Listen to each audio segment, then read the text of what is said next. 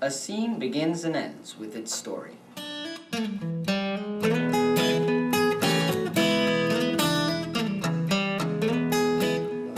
The central premise for the story comes from a challenge that Mark gave us. He told us to create a 10-shot sequence.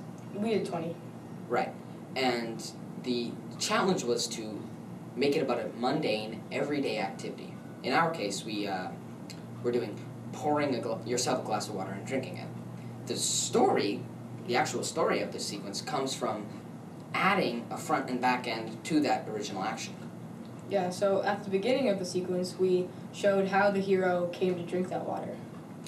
And at the end of the sequence, we showed what happened after he drank water. Mark also wanted us to have a twist ending to add some depth to the sequence, so after the back end of the sequence would be the hero getting tainted.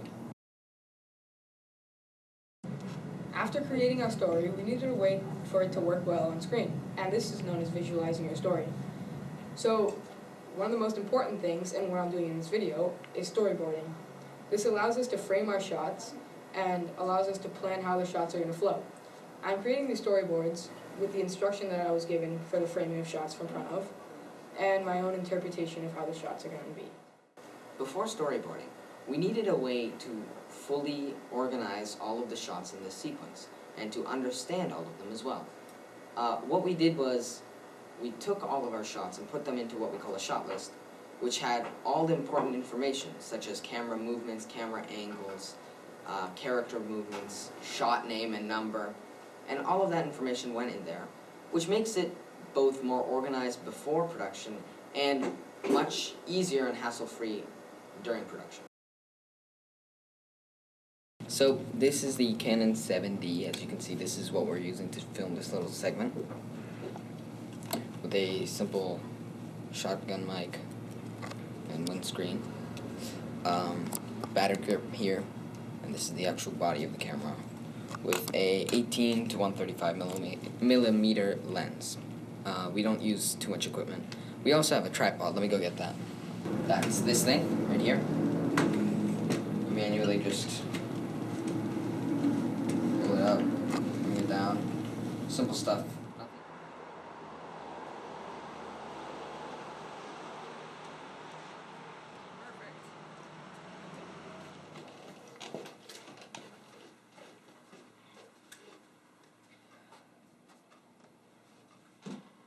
Okay.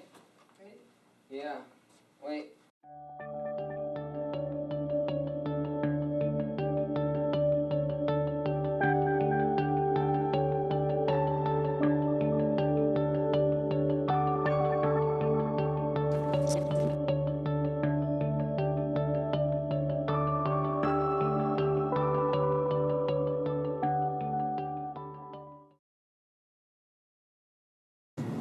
So the last step in creating a sequence is editing and visual effects, coloring, post-production. Yeah, so the first thing is compiling all the usable footage and reshooting if necessary. After you check if anything's wrong, continuity areas, you want to start making yourself a rough cut, seeing all the clips go together, cut out the before and after when people start laughing, mistakes, right? And get a nice rough cut. Then you watch it through again. Yeah, and then you find you have to do all your precision editing and precision cuts and things that make the video flow together.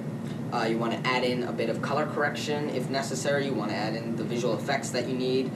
And at the end, you're going to get your final cut. Yeah, so in this step, you basically have to do anything that you need to make it look nice. Right. After you go through and do all your precise editing and your fine-tuning, you're going to end up with the string of shots that make up your final sequence.